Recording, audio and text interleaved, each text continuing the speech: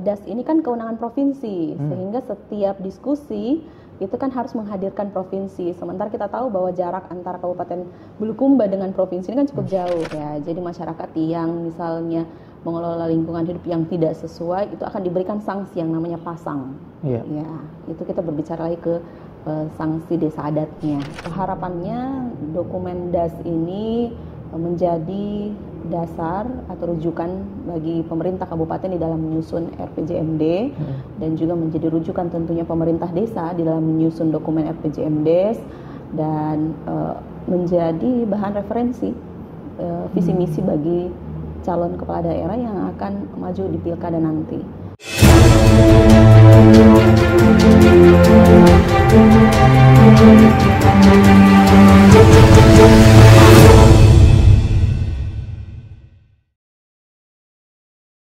Selamat datang di Utas Kemitraan, podcast yang membahas tata kelola dari sudut pandang expert, ahli, pelaksana, dan juga implementernya di lapangan. Hari ini kita bersama Ibu Andi Uke Indah Permatasari, Kepala Dinas Lingkungan Hidup dan Kehutanan Kabupaten Bulukumba. Selamat siang, Ibu. Selamat siang.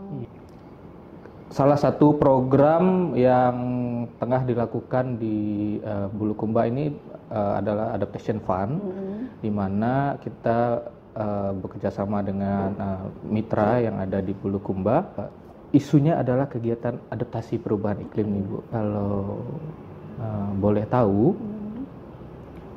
seberapa kita sudah masyarakat, pemerintah sudah care, sudah tahu terkait perubahan iklim, Bu? Kalau boleh tahu, Bu. Iya. Ya. Kalau di kami di Kabupaten Bulukumba, tentu melalui yang sudah dilakukan oleh Dinas LH, tentu melalui gerakan pendampingan, ada yang namanya gerakan masyarakat peduli lingkungan, yang memang kami turun langsung untuk melakukan edukasi kepada masyarakat, bagaimana kemudian masyarakat mengubah perilakunya menjadi ramah lingkungan, tentunya. Ya, dari situ kemudian kita lebih banyak memang mengedukasi masyarakat terkait dengan bagaimana mereka menanggapi dampak dari perubahan iklim yang terjadi. Oh ya, oke.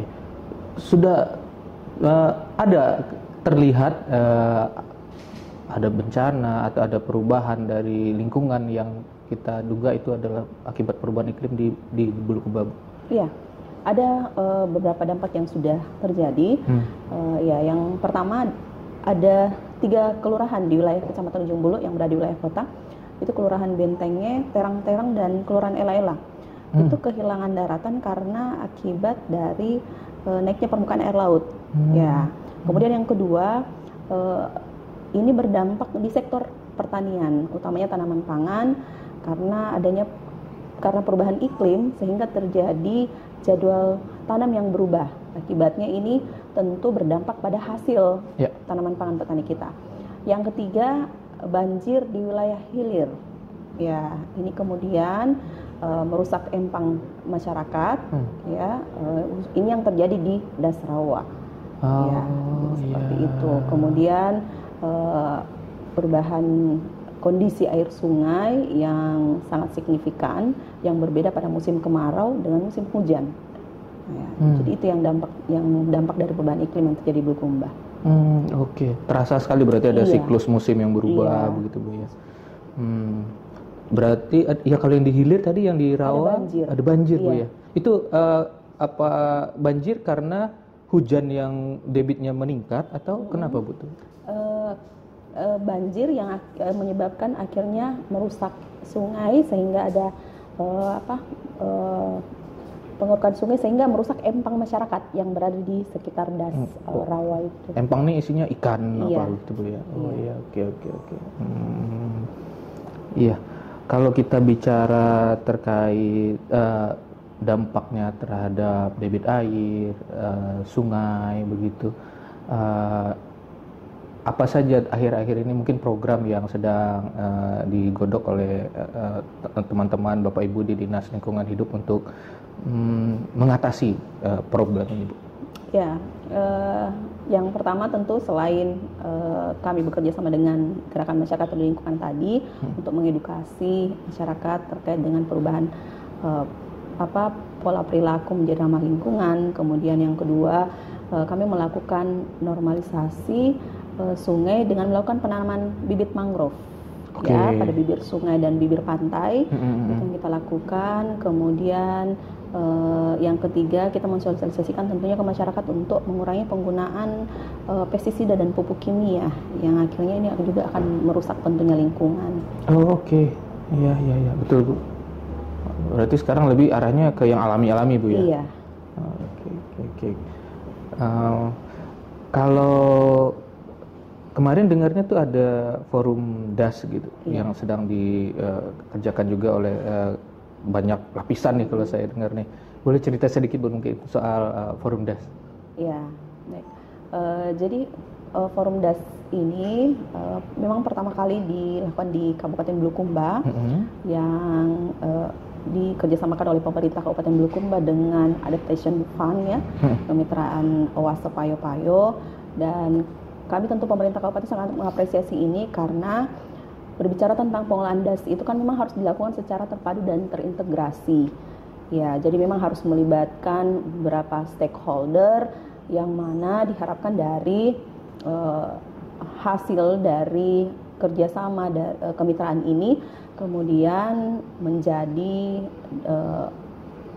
rujukan bagi stakeholder untuk diimplementasikan dan juga diintegrasikan tentunya dengan RT RW kabupaten kita, kemudian menjadi rujukan di dalam penyusunan RPJMD, sehingga ini juga bisa menjadi referensi visi misi bagi calon kepala daerah pada saat pilkada nanti. Ya, itu yang pertama. Yang kedua, pengolahan DAS ini disusun secara partisipatif yang melibatkan banyak pihak. Dan kita menginginkan supaya bagaimana pengolahan DAS ini untuk tetap dipertahankan fungsinya sehingga memberikan manfaat yang sebesar-besarnya tentunya untuk keberlangsungan manusia, kemudian memberikan kesejahteraan masyarakat dan kita bisa mewariskan hal-hal yang baik untuk generasi selanjutnya. Terkait kondisi DAS, bagaimana kondisi rata-rata DAS yang ada di daerah Bulukumba ini kalau kita lihat dari perspektifnya dampak perubahan iklimnya, Bu? Ya, dampaknya kalau kita lihat kondisi DAS yang ada di Bulukumba, DAS yang ada di Bulukumba saat ini memang perlu diintervensi untuk mempertahankan fungsinya sehingga dapat meningkatkan kesejahteraan masyarakat, khususnya bagi yang berada di masyarakat sekitar wilayah DAS. Ya.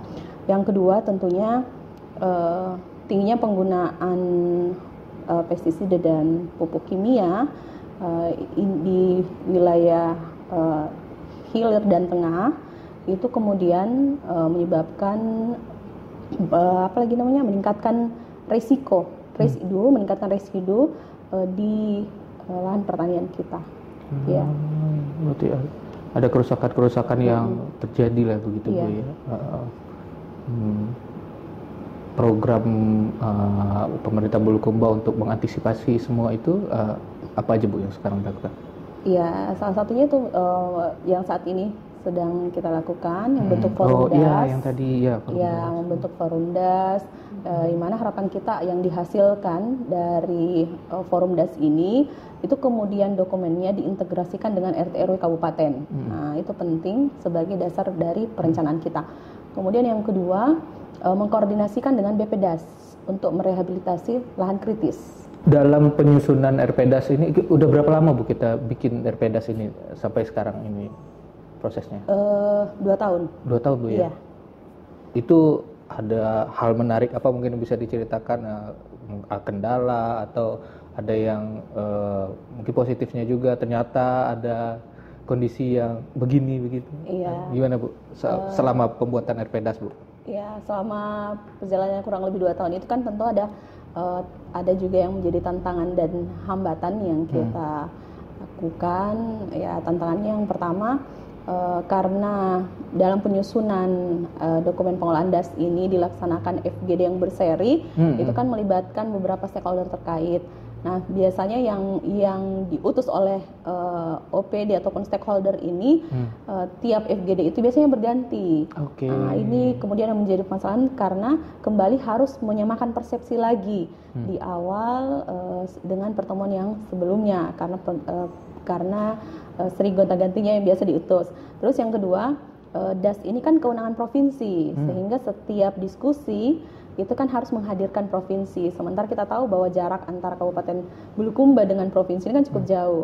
Nah, ini yang kadang ada diskusi yang terlewatkan tidak dihadiri oleh pemerintah provinsi. Dalam penyusunan RPDAS ini kan juga kita melibatkan selain pemerintah, stakeholder yang lain, ada juga masyarakatnya, terutama masyarakat adat Kajang, karena kan ini yang DAS yang melewati wilayah mereka kan Bu ya.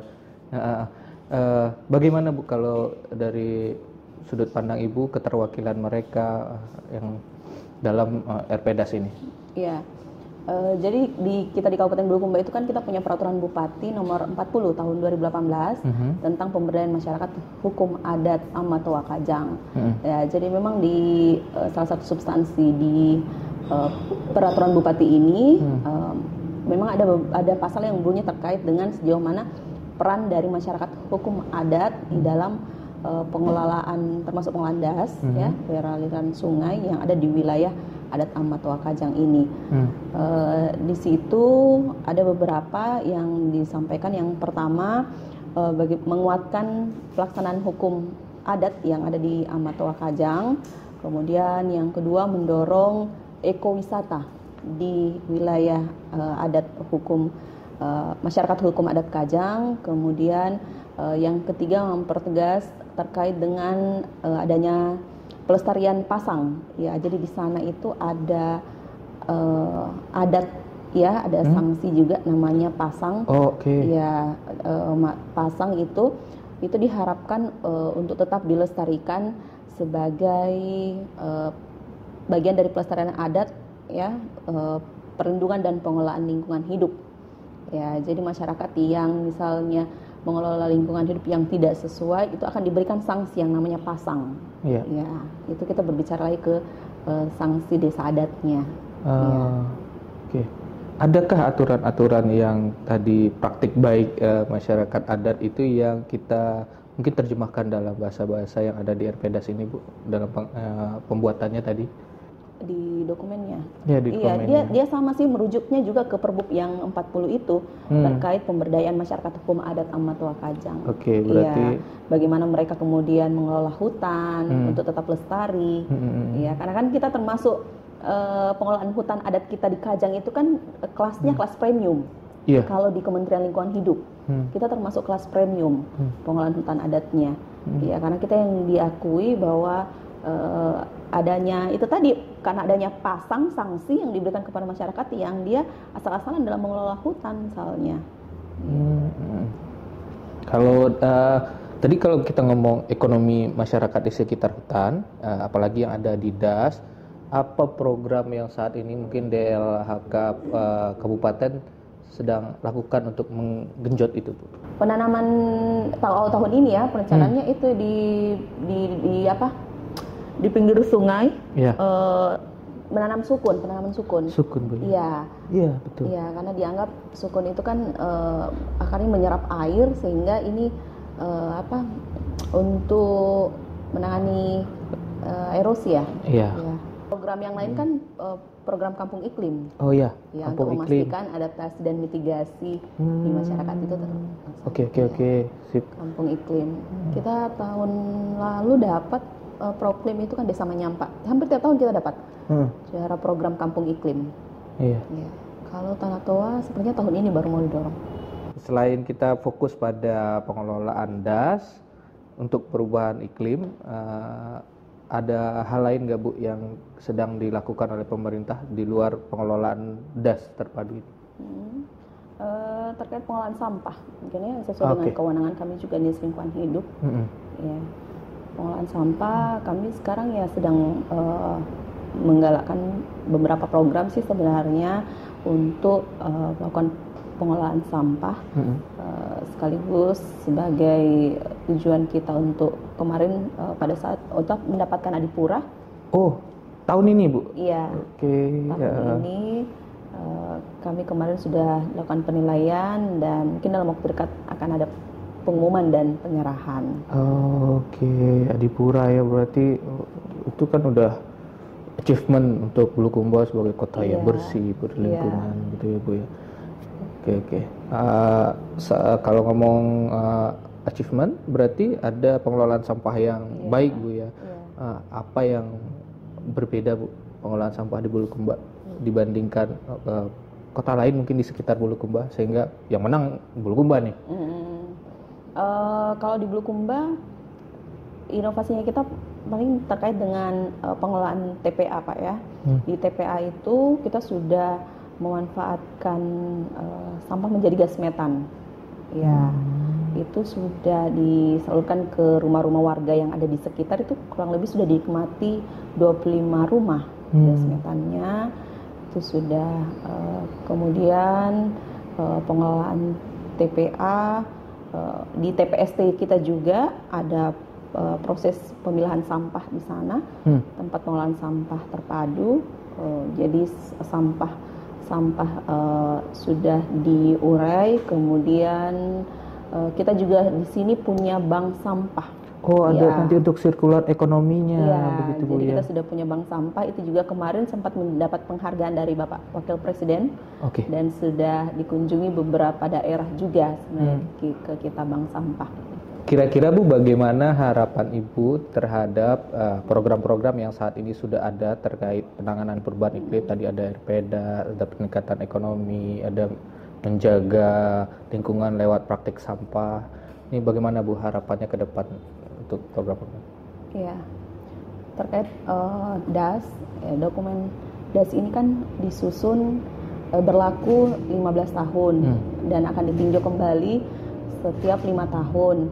Harapannya dokumen DAS ini menjadi dasar atau rujukan bagi pemerintah kabupaten di dalam menyusun RPJMD dan juga menjadi rujukan tentunya pemerintah desa di dalam menyusun dokumen RPJMD dan menjadi bahan referensi visi misi bagi calon kepala daerah yang akan maju di pilkada nanti. Ya, itu harapan kita supaya pengelolaan DAS ini tetap terintegrasi dan terpadu. Berarti ada beberapa poin yang mungkin saya tangkap dari pembicaraan kita hari ini. Pengelolaan multi stakeholder itu perlu kita kedepankan bersama. Program-program yang melibatkan masyarakat adat seperti itu juga, sama alternatif ekonomi yang harus kita bangun juga Bu. Dan apapun itu perencanaannya ini, dokumen ini harus terintegrasi dengan perencanaan daerah yang ada berarti Bu ya, agar bisa jalan semua. Sekian mungkin diskusi kita dengan Ibu Andi Uke. Ada beberapa hal yang bisa kita tangkap pada perbincangan hari ini. Pengelolaan yang baik itu harus melibatkan semua stakeholder. Kemudian harus ada isu yang mungkin spesifik mempraktikkan apa yang sudah dilakukan oleh masyarakat adat yang ada, local wisdom yang ada menjadi penting untuk tetap kita jalankan. Dan yang terakhir, semua hal baik yang kita lakukan ini untuk dapat terus terlaksana harus kita masukkan dalam perencanaan daerah, sehingga keberlanjutan dari praktik-praktik baik ini dapat terus dilakukan. Sekian dulu Utas Kemitraan pada hari ini. Wassalam.